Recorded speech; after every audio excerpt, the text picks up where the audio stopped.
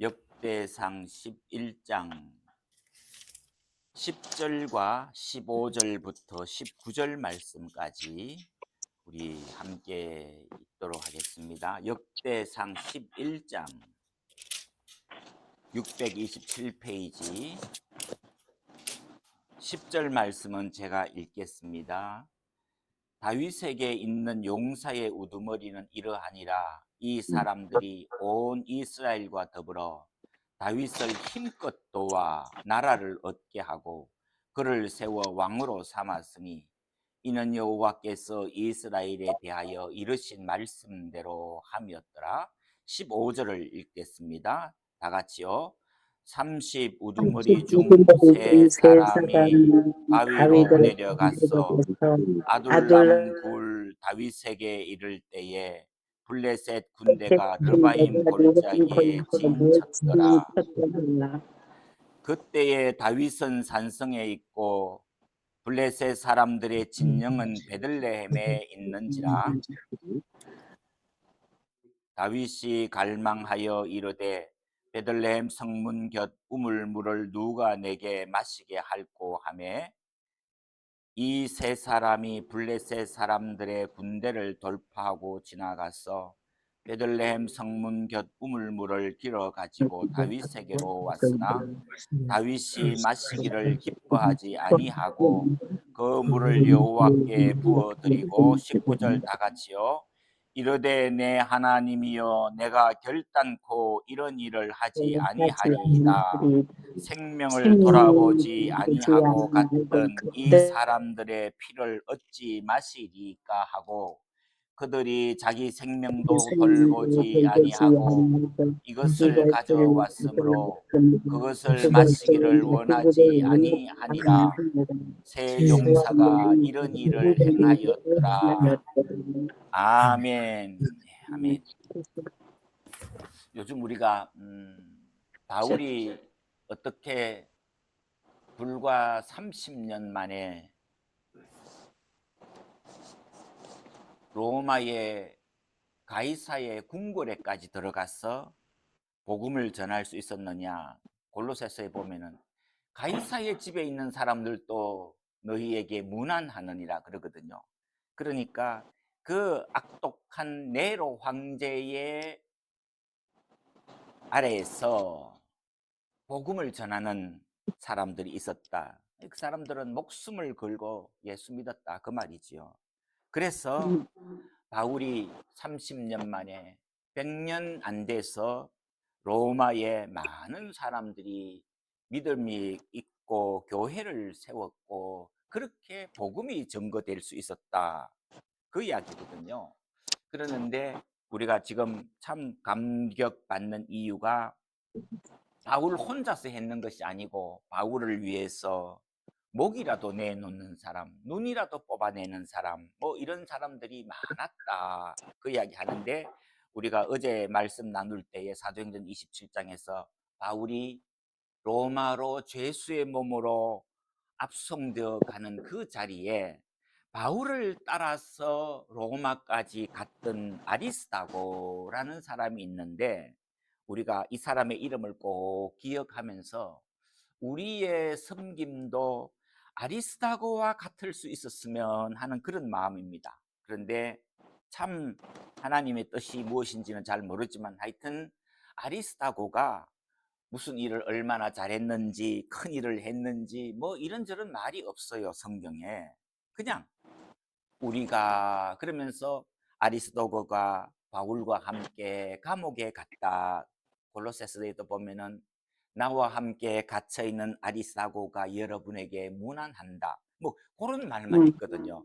아리스다고가 진짜 얼마나 힘써 바울을 도왔는지 이랬는지 큰 일을 했는지 아리스다고가 한번 외치면은 막 사람들이 나자빠지고 은혜를 받고 그런 구절이 성경에 단 한 구절도 없다는 거예요.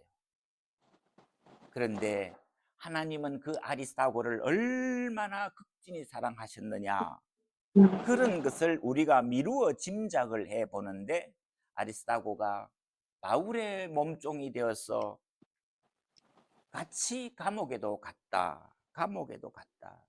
그 이야기를 지금 우리가 기억을 하다가 보니까 구약 성경에서 정말 바울과 아리스다고와 마가와 디모데와 같이 헌신했는 사람들이 어떤 사람들이 있느냐 하는 것은 좀 더 현실 세계에 한 나라를 세웠잖아요. 한 나라를 세웠기 때문에 그러는데, 이게 이 오늘 우리가 묵상하는 이 세 용사의 용감한 이 사건을 사무엘 하에서도 기록을 똑같이, 거의 똑같이 하고 있어요. 그런데 사무엘 하에는 다윗의 나라가 얼마나 부강하고 왕성했느냐 하면서 마지막에 23장, 24장이 마지막인데 23장에 가서 이렇게 써놨는데, 역대기는 오히려 9장까지는 뭐 이름도 잘 모르는 족보를 쭉 써놨어요. 1장부터 9장까지는 역대상은. 그리고 10장은 사울의 죽음, 이스라엘의 첫 번째 왕 사울의 죽음을 간단하게 언급을 하고 난 다음에 이제 11장부터는 본격적으로 다윗이 어떤 나라를 세웠느냐 하는 것을 이야기를 해 주는데, 거기 다윗이 나라를 세울 수 있었던 원동력이 무엇이었느냐? 물론 하나님의 은혜죠. 하나님이 함께 하셨다. 그거를 역대상에 계속해서 강조하는데, 조금 더 상세하게 들어가면 하나님이 어떻게 이 사람들을 도우셨느냐, 그 이야기를 10절에서 이야기하는데, 다윗에게는 30명의 용사가 있었다는 거예요. 장군이 있었는데, 천하무적 장군이 있었다 이 말이죠. 30명의 용사가 있었는데, 이 사람들이 온 이스라엘과 더불어 다윗을 힘껏 도와 나라를 얻게 하고, 물론 온 이스라엘 12지파에 있는 사람들이 전부 다 힘을 합해 가지고 나라를 세웠겠지만, 힘껏 도와서 나라를 얻게 했지만, 그 가운데에서도 용사들이 30명이 아주 출중한 용사들이 있었다. 그러면서 15절부터 19절까지의 한 사건을 이야기하는데, 그 사람들이 어떤 일을 했느냐 하면은 15절부터 보면은 아둘람 굴이라고 그래요. 그 아둘람 굴은 다윗이 도망 다닐 때, 사울의 죽임을 피해 가지고 도망 다닐 때 숨어 살았던 굴이 아둘람 굴이잖아요. 그 아둘람 굴에 숨어 살았는데, 그러니까 다윗이 아직도 힘이 연약하고 충성을 해도 별로 갚아줄 것도 없고 무슨 뭐 장관 한 자리 줄 그런 입장이 아니었다 이 말입니다. 다윗도 가난했고 연약했다. 그런데 그날 어떤 일이 있었느냐 하면은, 베들레헴 동네 옆을 지나가는데 갑자기 다윗이, 저 베들레헴 동네에 우리 집 옆에 시원한 우물물이 있는데 그 물 내가 좀 어떻게 한 모금 마실 수 없을까? 뭐 그러면서 참 애타게 그 물이 갑자기 먹고 싶었다는 겁니다. 그런데 문제는 뭐죠? 다윗이 살았던 어린 살을 돌았던 그 베들레헴 동네는 불행하게도 이스라엘 사울이 다스리는 땅이 아니고 블레셋 사람들의 본부가 있는 땅이었다는 거예요. 그러니까 베들레헴 동네조차도 블레셋 사람들이 딱 지키고 있어서 물 마시러 못 가는 겁니다. 가면은 죽는 거예요.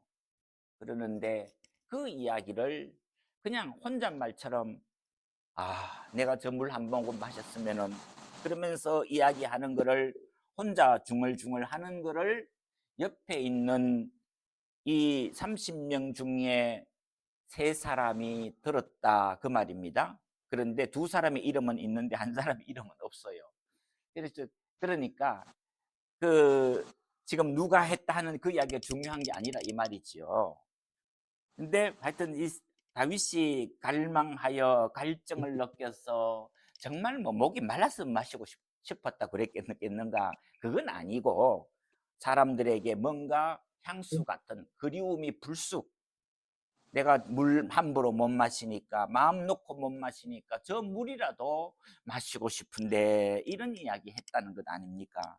그러니까 그 가운데 3명의 용사가 적진을 돌파해서 블레셋 군대를 돌파하고 지나가서 성문 곁에 있는 우물물을 길어 가지고 다윗에게로 왔다. 그런 그 이야기입니다.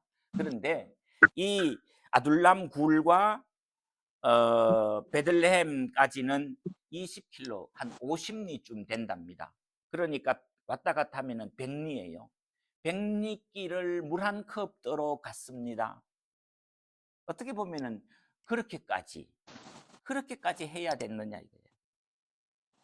그런데 지금 오늘 이 성경 본문은 그 사람들이 군대를 돌파하고 지나가서 우물물을 길어 가지고 다윗에게 돌아왔다는 겁니다. 목숨을 걸고 왔다는 거예요. 목숨을 걸고. 적진이 있는데. 그런데 그 물을 가지고 다윗에게 가져와서 물 떠왔습니다. 그랬다는 거 아니에요. 그러니까 다윗이 충격을 받습니다. 여러분이 목숨을 걸고 이 베들레헴 생수물을 한 컵 떠왔는데 여러분의 생명을 돌아보지 아니하고 이 물을 떠왔는데 이건 물이 아니고 피입니다. 생명을 걸고 떠왔으니까 이거는 물이 아니고 피입니다. 그래서 이건 여러분의 생명의 대가이니까 하나님께 드려야 됩니다. 그러면서 여기는 전제라는 말이 없는데요.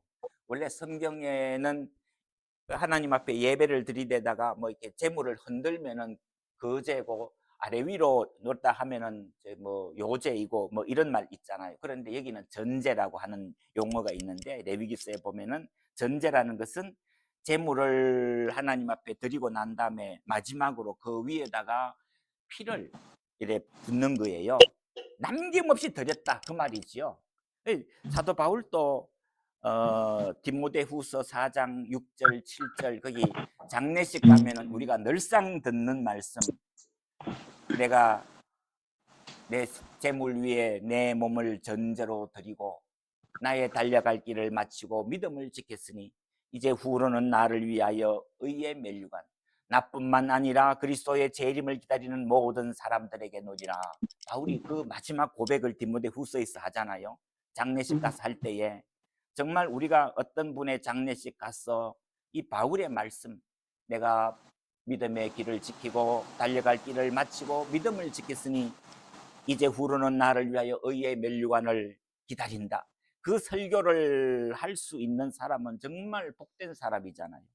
그러는데 그때 내 몸을 전제와 같이 부어드리고 그럴 때 그 전제라는 말이 나오는데 지금 여기서 다윗이 자기를 위해서 자기의 갈증을 해결하기 위해서 목숨을 걸고 왕복 백리의 길을 가서 물 한 잔 떠가지고 온 그 3명의 용사를 보면서 감격해서 이 물을 내가 어떻게 마시겠느냐, 이 물을 내가 어떻게 마시겠느냐, 이건 하나님 앞에 드려야 되겠다 하면서 전제를 드림과 같이 하나님 앞에 부어드렸다. 그런데 거기에 뭐 다른 재물이 있고 뭐 성대한 의식이 있고 그게 아니에요. 그냥 물 한 컵 떠가 왔는데 하나님 앞에 차마 내가 이걸 먹으면 되겠느냐, 마시면 되겠느냐, 그래서 부어드렸다 그랬는데 이 사실이 사무엘 하스에도 기록이 되고 역대상에 이스라엘 나라가, 유대 나라가 어떻게 왕국을 만들 수 있었느냐, 그 왕국은 다윗의 나라기 이전에 하나님의 나라라는 거죠. 하나님의 나라를 세울 때에 이 용사들이 어떻게 헌신을 했느냐 하는 그 이야기를 하는데, 저희들에게 성경을 가르친 박윤선 목사님은 이 성경 본문을 가지고 의리를 지키라. 그래서 저도 오늘 성경 본문의 설교의 제목을 의리 있는 신앙 그랬어요. 우리가 그냥 뭐 지나가는 말로 믿음은 의리라도 있어야지, 믿음이 없으면 의리라도 있어야 되지 그러는데 그 의리가 하나님을 향한 믿음의 또 다른 표현이라는 거죠. 사람 수준으로 하면은 이게 의리가 안 된다는 거예요. 그거는 세상 의리예요. 그런데 성경은 세상의 의리를 이야기하는 것 이상으로 차원 높은 이야기를 우리들에게 들려주는데 그게 뭐였느냐? 첫째는 새 용사의 헌신이다. 목숨을 걸고 다윗을 위하여 충성했다.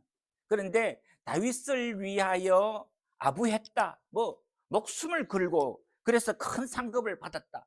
그건 중국 무협지에나 나오는 소설 같은 이야기고요. 오늘 성경 본문은 이 사람들은 어떻게 했다고요? 이스라엘에 대하여 하나님이 말씀하신 것을 알았다는 거예요.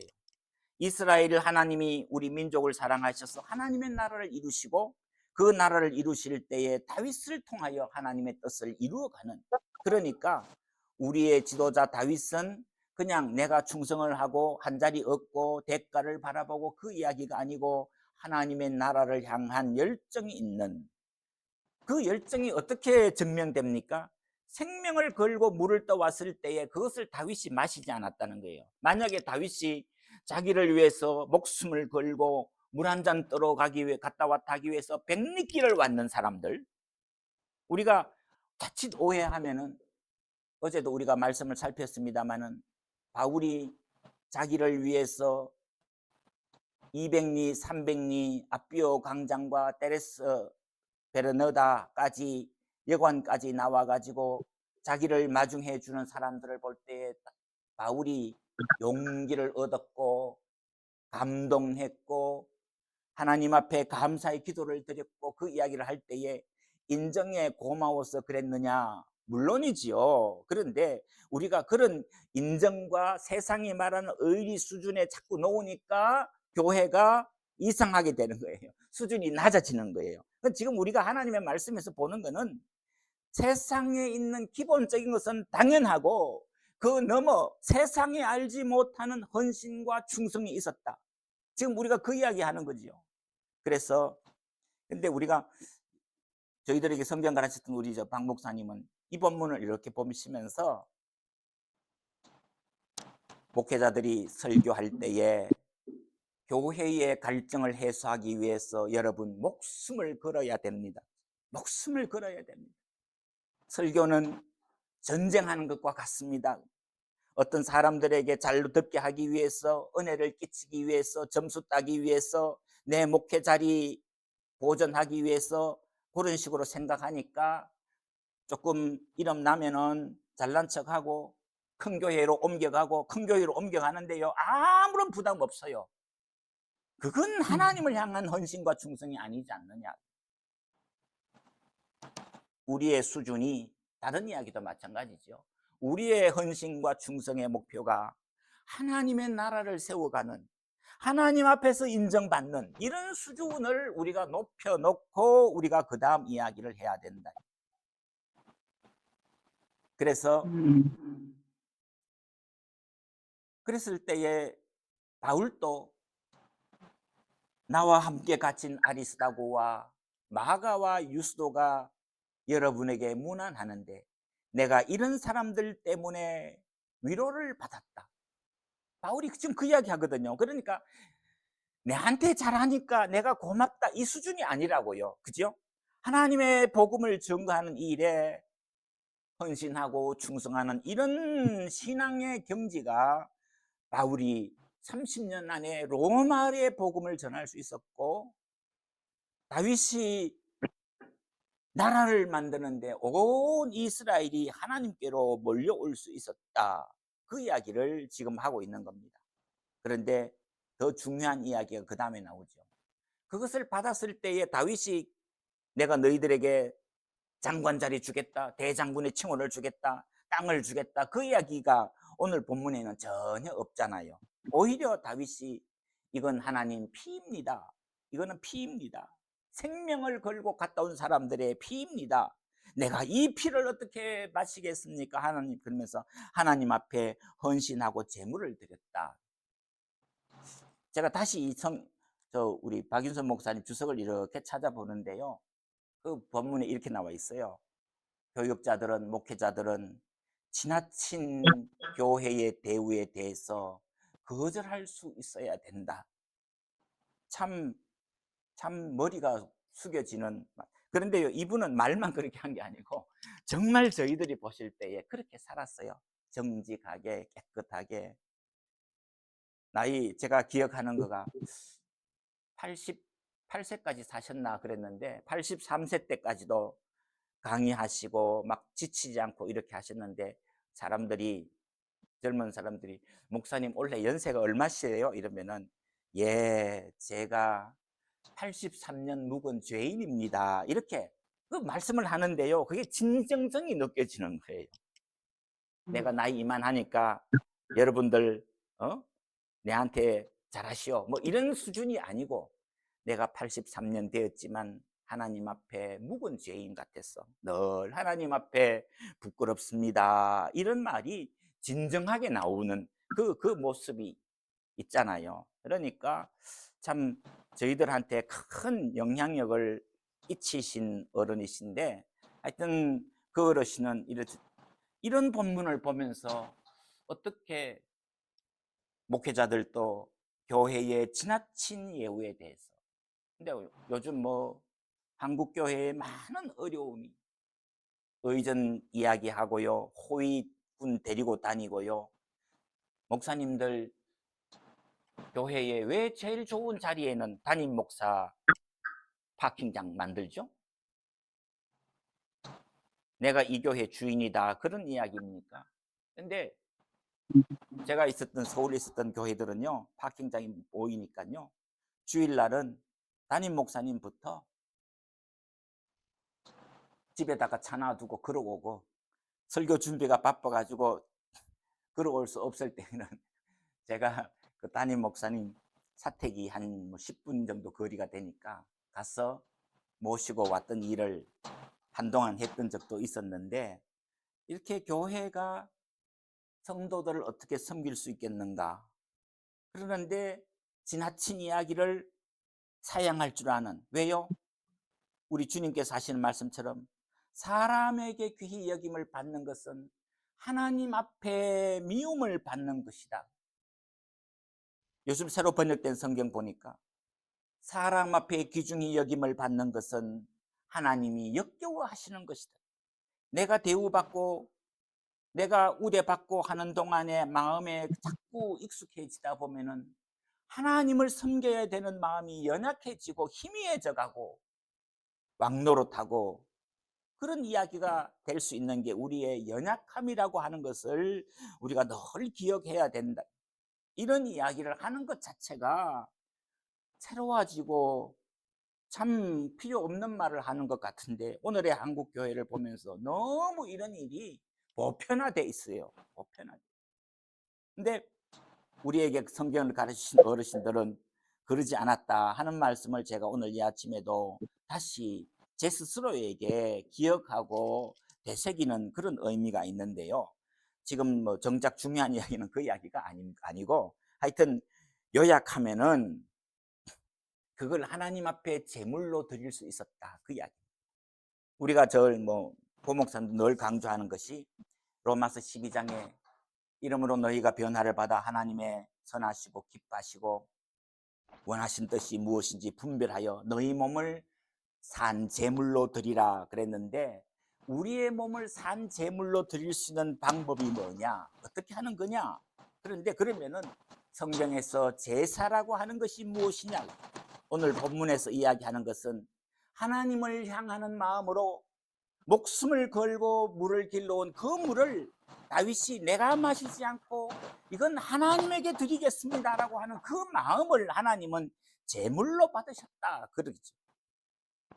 히브리서 13장에 가면은 손님 대접하는 것과 나눠주기를 기뻐하라. 그러면 이 같은 제사는 하나님이 기뻐하시느니라 그렇게 나오거든요. 거기도 보면은 손님 대접하는 것과 서로 나눠주는 그 마음을, 우리는 그냥 뭐 남 좀 배고픈 사람 밥 한 끼 줬다, 구제했다 뭐 이런 정도로 끝날지 모르지만은, 하나님은 그것을 하나님을 생각하는 마음으로 했다면은 그것을 하나님은 제사로 받으신다 그랬어요. 빌립보서 4장에 넘어가면은 바울이 이제 빌립보 교회에 편지를 하고 난 다음에 내가 여러분들에게 선물을 여러 번 받았는데 하나님 이것은 하나님이 받으실 만한 향기로운 제물이 되었고 그렇게 나와요. 그러니까 빌립보 교회가 바울을 향해서 그러니까 로마 감옥에 갇힌 바울을 위해서 요즘 말로 하면 영치금을 좀 보냈는데 좋게 말하면 선교비를 좀 보냈는데 하나님이 바울은 하나님이 받으시는 향기로운 제물이었다는 거예요. 우리가 누구에게 선교사를 위해서 헌금 보냈을 때에 우리가 우리에게 있는 그 사람에게 줬다. 그래서 폼 잡고 얼마 줬다. 그 액수 이야기하고 그런 소리 하지 말아라. 그건 하나님이 받으시는 향기로운 제물이다. 우리의 생각을 좀 높여야 되고 우리가 얼마나 인간적으로 세상을 살아가느냐. 말로는 하나님을 믿는데 하나님을 믿는 사람은 그렇게 살지 않는다. 이 수준을 우리가 높여놔야 된다. 마지막으로 예수님이 구약의 율법을 613가지가 있었다 그러잖아요. 그걸 10계명으로 줄여놨잖아요. 근데 그 10계명을 예수님은 다시 2가지로 요약을 하셨습니다. 첫째는 내 몸과 마음을 다하고 뜻을 다하고 힘을 다하여 주 너의 하나님을 사랑하고, 둘째는 그와 같으니 내 이웃을 내 몸과 같이 사랑하라. 그런데 여기서 핵심이 둘째는 그와 같으니 그랬어요. 첫째가 하나님을 사랑하고 둘째가 사람을 사랑하는데 첫째와 둘째가 같다는 거예요. 이퀄이라는 거예요. 마치 오늘 우리가 설명한 대로 하면은 내 손이 등과 손바닥이 있는데 어디까지가 손바닥이고 어디까지가 손등이냐 말이에요. 구별이 안 되잖아요. 손이면 손인 거지요. 그런데 그거를 정확하게 좀 더 세심하게 표현하다가 보니까 손등과 손바닥이라 그러지 경계가 없는 거예요. 그 말은 예수님도 하나님을 사랑하는 것과 사람을 사랑하는 것이 같다. 그와 같으니. 그래서 그거를 신학적으로 사랑의 이중계명 그래요. 한 가지이지만 2가지예요. 2가지이지만 1가지예요. 성경에는 없는데 신학자들이 만든 용어인데, 사랑의 이중계명이라는 말은 하나님을 사랑하는 그 마음으로 사람을 사랑하는 것으로 증명해야 된다.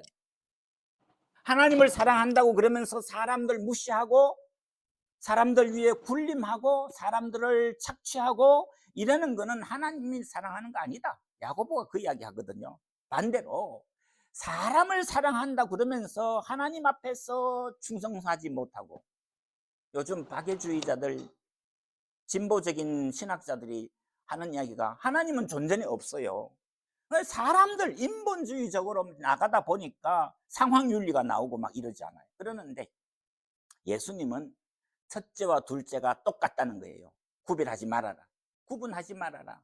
그런데 단지 우리가 설명하기 위해서 첫째는 하나님을 사랑하는 것이고 둘째는 사람을 사랑하는 건데, 사람 사랑하는 것은 하나님 사랑하는 마음에서 나오는 것이고 하나님을 사랑하는 사람은 사람을 사랑하는 것으로 드러나야 된다.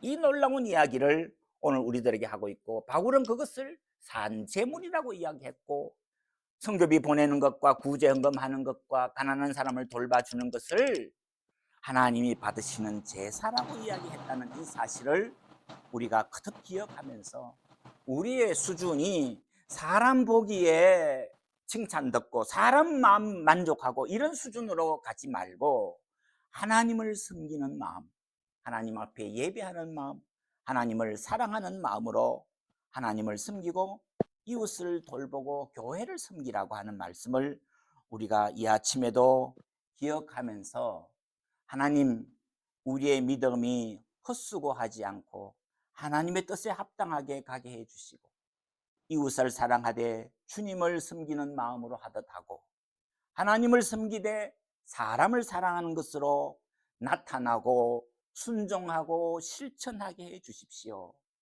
이 아침에도 우리 신앙의 주소를 다시 확인하고 돌아보는 이 아침 되기를 소원합니다.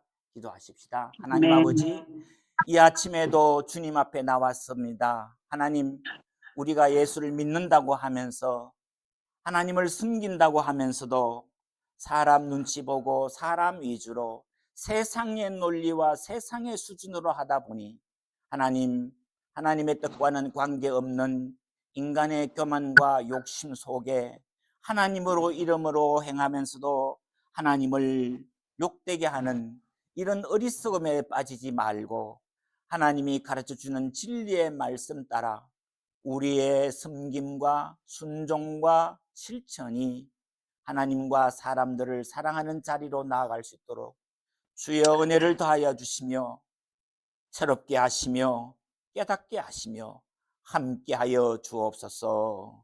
우리 구주 예수님 이름으로 간절히 기도하옵나이다. 아멘. 아멘.